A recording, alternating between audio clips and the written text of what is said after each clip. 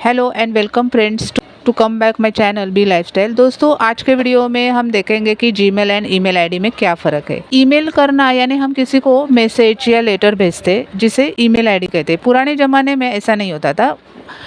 उस time letter लिखा जाता था, उस पर एड्रेस रहता था, उस एड्रेस पे पोस्टमैन वो लेटर पहुंचा देता था, जिसे मेल कहा जाता था। लेकिन समय बदलता गया, वही फॉर्मेट चेंज हो गया। अभी कंप्यूटर के द्वारा हम एक प्लेस से दूसरे प्लेस पे कोई भी मैसेज या लेटर टाइप करके भेजते हैं, जिसे ईमेल करना कहते हैं। ईमेल करने के लिए हमें जिस व्यक्ति को ईमेल करना है उसकी ईमेल आईडी हमें होना चाहिए और स्वयं की ईमेल आईडी मालूम होना ज़रूरी है।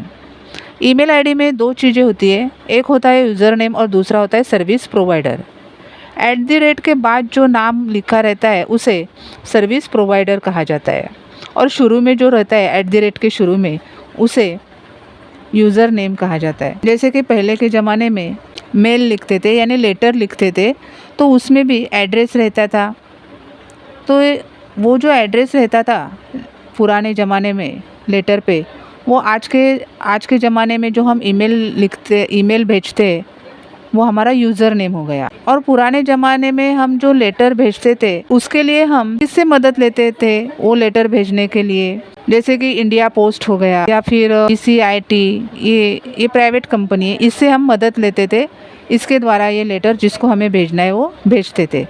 तो ये जो जिससे हम मदद लेते थे, आज के ज़माने में हम ये जो ईमेल भेजते हैं उसमें ये सर्विस प्रोवाइडर हो गई। तो यहाँ पे मैं आपको एग्जांपल थ्रू बताती हूँ। सपोज़ मेरा ईमेल आईडी है swaminiwas@yahoo.com। तो यहाँ पे yahoo.com ये जो है वो हमारा सर्विस प्रोवाइडर हो गया और स्वामी निवास ये है हमारा यूज़र नेम। उसी प्रकार दूसरा एग्जांपल लेते हैं swastik@gmail.com। यहाँ पे gmail.com जो है वो हमारा सर्विस प्रोवाइडर हो गया और स्वस्तिक ये जो है वो हमारा यूज़र नेम हो गया। इसी प्रकार हम किसी कंपनी का एग्जांपल लेते हैं। सपोज़ कस्टमर केयर कंपनी है, तो उसका सपोज़ ईमेल आईडी है कस्टमर केयर और आगे कंपनी का नाम आएगा। इस प्रकार अभी यहाँ पे यूज़र नेम कुछ भी हो, सर्विस प्रोवाइडर कुछ भी हो सकता है, लेकिन सभी का प्रोसेस सेम रहता है। तो ईमेल भेजने के लिए हमें हमारा और जिस व्यक्ति को हमें ईमेल भेजना है उसका ईमेल आईडी मालूम होना ज़रूरी है।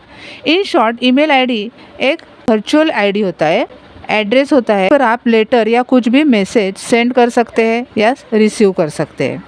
अभी ये हो गया ईमेल के बारे में। अभी हम जीमेल के बारे में जानकारी लेते हैं।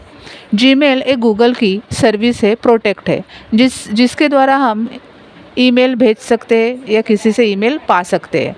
अभी आपको किसी को ईमेल भेजना है तो आपके पास आपका स्वयं का ईमेल आईडी होना जरूरी है और उस व्यक्ति का भी ईमेल आईडी होना जरूरी है। तो गूगल जो हमें सर्विस प्रोवाइड करती है ये ईमेल भेजने के लिए, उसे जीमेल कहा जाता है।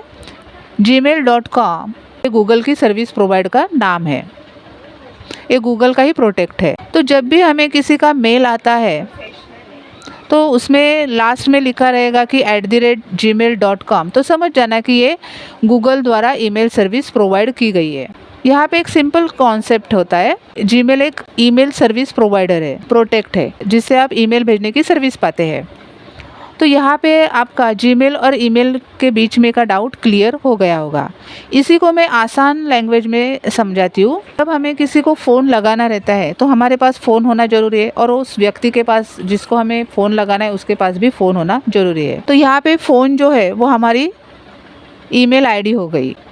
जैसे हमें ईमेल करने के लिए ईमेल आईडी की ज़रूरत होती है, उसी प्रकार फ़ोन लगाने के लिए दोनों के पास फ़ोन होना ज़रूरी है। अभी फ़ोन लगाने के लिए खाली फ़ोन की ज़रूरत नहीं है, उसमें नेटवर्क भी आना ज़रूरी है। बिना नेटवर्क के हम कोई भी मैसेज उसको सेंड नहीं कर सकते। तो यहाँ पे नेटवर्क जो है वो हमारा ईमेल हो गया। हमें कुछ भी मैसेज भेजना है तो उसके लिए नेटवर्क चाहिए, नेटवर्क ये हमारा ईमेल हो गया। और फ़ोन में जो सिम रहता है वो हमारा सर्विस प्रोवाइडर हो गया। तो दोस्तों, इस प्रकार इस वीडियो में हमने देखा ईमेल और जीमेल में क्या फ़र्क है। तो वीडियो को ज़्यादा से ज़्यादा लाइक करें, सब्सक्राइब करें, शेयर करें। मिलते हैं इससे नेक्स्ट वीडियो के साथ। तब तक अपना ख्याल रखें। Thank you for watching.